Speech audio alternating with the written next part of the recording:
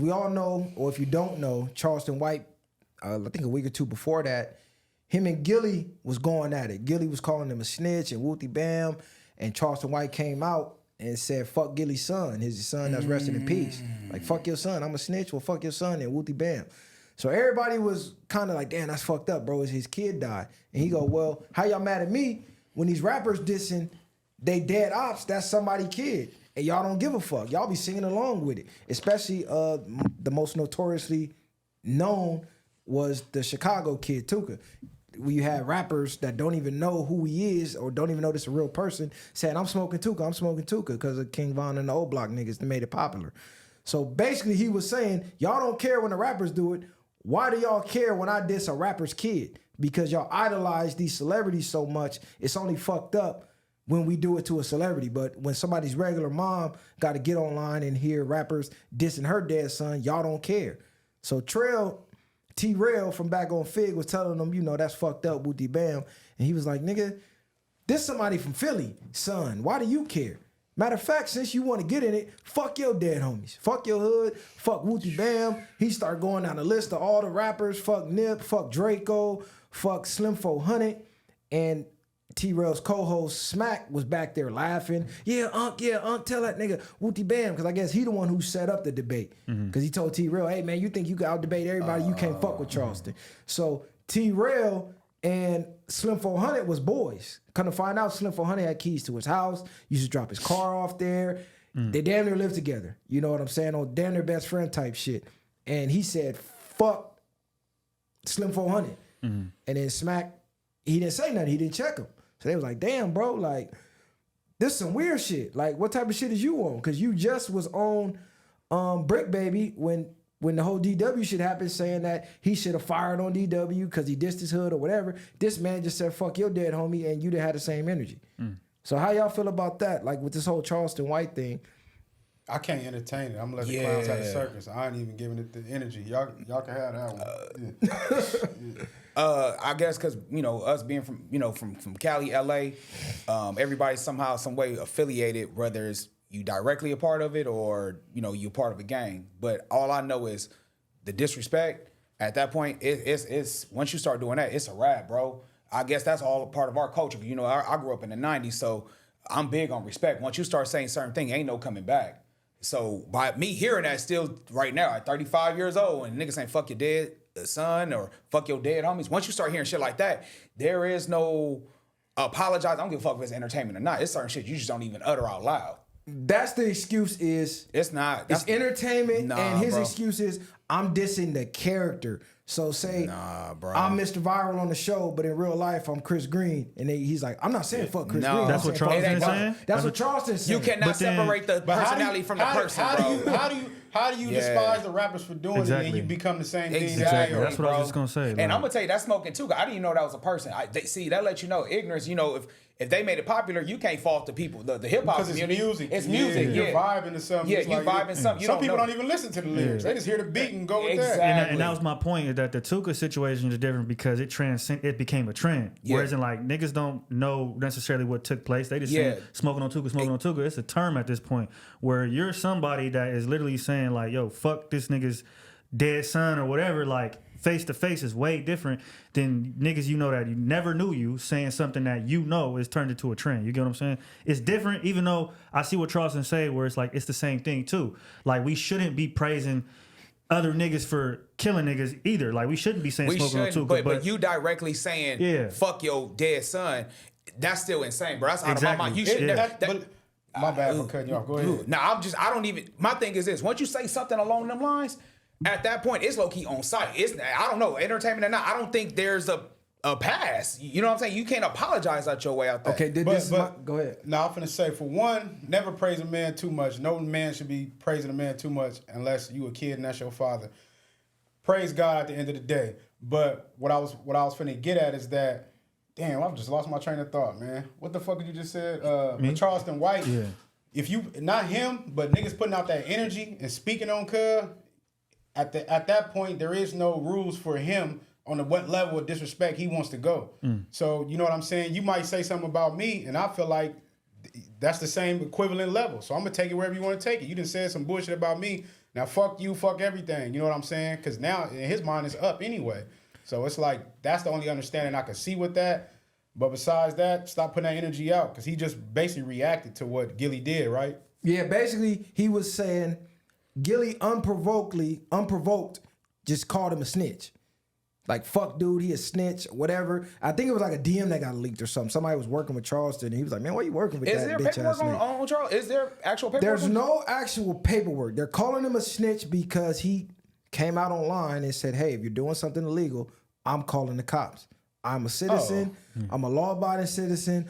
I'm going to call the police. I'm against gangs. I'm against crime. I'm against everything that rappers stand for. I'm going to call the police. So with that said, that's why they were calling him a snitch. He never actually snitched on somebody. At this point, with people like Charleston White, it's like, if you don't want that type of energy in your realm, then stop entertaining it. Like he said, he's not he's a civilian. He's gonna call the police. He even said that, or he used to be, a whole community service outreach. He still does it now. He literally has said he's just doing things to grasp the attention of people. So at this point, if you're having him on your show, you already know. Like, to me, you're entertaining like a troll. Yeah, and you're complicit in it. Like, you know what he about to go do on the show. You're not gonna stop him. So it's like, if you don't want that kind of energy on your show, don't bring bro on there. I feel you on that. Yeah, it's all about because you know what he gonna do. Yeah, what you want to consume, and I think that's more along the lines of what it was. Is they already knew he was gonna do this type of shit. So it's like, all right, I signed up for this for a viral moment. Hey, let me ask you this though, Viral. Do you agree with you can diss the personality and not diss the person? Nah, because it's all in one. Because I'm me regardless. It's like, okay, I'm Mr. Viral, but nigga, that's still me. That's still a section of me. I'm not acting on here. If you know me in real life, facts. I don't get on here and portray an image. This is really me. This is really us. Like, No, for real talk. Like I didn't even name myself. Somebody gave me that name for the way I was living, and I'm like, damn, that got a ring to it, and I ran with it. These niggas, a lot of these niggas do get on the camera and they're acting and portraying something they're not. But that's what we know you as. So you're not gonna say, oh, fuck Nipsey Hussle, but I ain't talking about Hermes. No, nigga, that's a section of him. Like, what are you talking about? We're not, this isn't a movie. We ain't. And you don't even know that. You don't even know him. You know the character that you dissing. That's the only person you do know. So right, it's like how are you saying you're separating that? This is my thing with the entertainment industry. Y'all blew him up. If y'all would have ignored him, he would have went away. The fact that he always gets a response, that put him on y'all level. Just think about it. You got a random nobody, comes out the blue, starts saying, man, fuck these rappers. And then the biggest rappers in the game respond. You just brought him from here up here with you. Yeah. If you just would have ignored him, he just would have been a nigga on the internet saying fuck rappers. Nobody would even heard of him. But the response gives him the notoriety, and he's not being touched. Y'all saying y'all killers, y'all this, y'all that, y'all spinning on ops. He's outside, bro. We done seen him enough times running across rappers that he supposedly dissed and they didn't do shit. Soulja Boy tried, he got maced. But I mean, come on. What? I thought he made Soulja Boy. Oh, nigga, what? He made Soulja Boy in Miami. But I think while a lot of people That sound like a bad bitch. I think with him it go both ways though, because he can drop some real shit. He's not as ignorant as the average person, and he knows that he probably smarter than a lot of these niggas that he dealing with. Not saying everybody, but he know he has some sense, and he probably done been through some things at a younger age that allows him to see in a different perspective than what the regular civilians see. So that's the only reason I think people still any controversy, any entertainment. So he didn't learn the nigga game. Hilarious. I'm not gonna lie. Like, even when he be dissing niggas, that the shit he say is so, the shock value of it is like, I couldn't believe he said that. That's the type of shit niggas get unalive for. And he's saying it to the toughest niggas. I'm gonna keep it G with you. You should never. That's literally saying never judge a book by its cover, because the way he looks, I thought he was kind of off. No, like, that he nigga's looks smart as hell. No, I know, but he looks like he kind of. He's like kind of slow. You know what I'm saying? Like, I thought something was like mentally wrong with this cat, but now that we kind of talking about it, I'm like, well, shit, he kind of making a way for it. So if you go watch that that interview with Cam Newton, that's what opened my eyes to Charleston White on a different level. Like he ran circles around Cam. Everything he's doing is completely on purpose. I'm gonna say one thing though, because this is the one thing that he's right about. He right about a lot of shit, but this is the thing that he is right about. When he was online preaching the positivity, preaching the activist shit, nobody paid attention. Everybody who does content has the same story. I get on here, I try to preach positivity, it gets no clicks, it gets ignored, it doesn't get in the algorithm. The second I have anything controversial, that shit spin like crazy. Yeah. That shit go viral like crazy. So that's basically what he's doing. He's going, hey, I'm gonna mix the medicine with the ice cream. Yeah. I'm gonna give you the fuck shit, I'm gonna sprinkle some shit in there, but you only pay attention when I say this crazy shit. So attention is dollars in today's society, so the only way to get it is to get the attention. If I'm giving you these messages alone and I get the attention, I wouldn't have to do the clown shit. But the fact that you only listen when I do the clown shit, I'm gonna do the clown shit. Yeah. That'll let you know where the mind is at America now. Pretty much, ain't nobody giving a fuck about being better. We just want to be entertained 24/7. That's it. And then it make you question, all right, how tough are you niggas that y'all claim to be these gangsters and this and that? Dude is accessible. He's not Hove. He's not Eminem. He can be seen. He be at all these celebrity events. He be at these celebrity parties. He be hanging with Floyd Mayweather. He be hanging with niggas. He outside. You could see him. You could touch him. Why has nobody touched him? I think this is what Charleston and some other people try to expose about hip hop is that at the end of the day, it's a business, and the people in it are workers that got to eat. And so if I do something to somebody like you, and I get caught up, and I can't or possibly can't take care of my family, whoever might need me. And so I think a lot of niggas do talk, and you shouldn't, because at the end of the day, I think that's what he maybe is showing, is that it's a business and that these people are not going to jeopardize their pay for something like that. So They're you give me comfortable with their lifestyle. why portray the image if you know at the end of the day this is a business and you're not going to really do it because of X, Y, and Z. I think that's what he's trying to expose. The only excuse I can give is that Cub probably showing up where he know it's gonna be recording. Like, people gonna be on camera, so if you do whack him, you fucking yourself. So it's not gonna be the same as a nigga in the streets where you can sleep at a nigga and watch his house or do whatever you need to do to get him. That's my only thing. I don't think he's just walking around and loosely. Somebody probably already got a camera with him or whatever the case is. But like you say, sometimes you just gotta not give a fuck too. To piggyback off of that, basically, it's hard to go to war with a rat. It's hard to go to war with a nigga that's wearing a wire. It's hard to go to war with a nigga that's an informant. I mean, because essentially you're basically doing kamikaze. You go kill yourself, bro. As soon as you commit that crime, you already know you going to jail. Nah, if you go to war with a rat, it's damn near like a lose situation. Yeah. Unless you either knock him down that first time, but if you miss the kill, God telling on you. Yeah. But this is the thing. If it's not worth that, why entertain it at all? Because you already know, he already said, I'm calling the cops, right?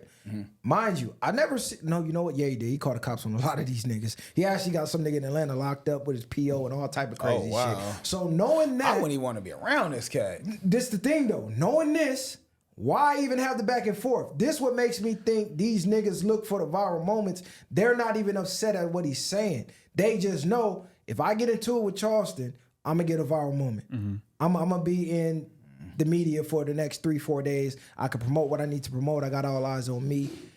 I just gotta put up with him saying fuck my homies or whatever, fuck my hood or whatever. But I think niggas at this point that's playing the media game, they're playing the game too. They just got their poker face on. It's like the same thing with Flacco. All these LA niggas saying, oh fuck Flacco, blah, blah, blah, he this, he that. Now that Flacco's starting to work with these niggas, they like, oh, I work with him, he cool. Like, you feel me? You just gotta know the antics. He's not really like this behind the scenes. So was niggas really mad at the antics, or was niggas mad they couldn't profit off the antics? I feel like niggas mad they couldn't profit. I think it's a mix of both. I think too, we need to bring the question of why does, like, because ego plays a big part in hip hop too, I think, and image and how you respond to things are important.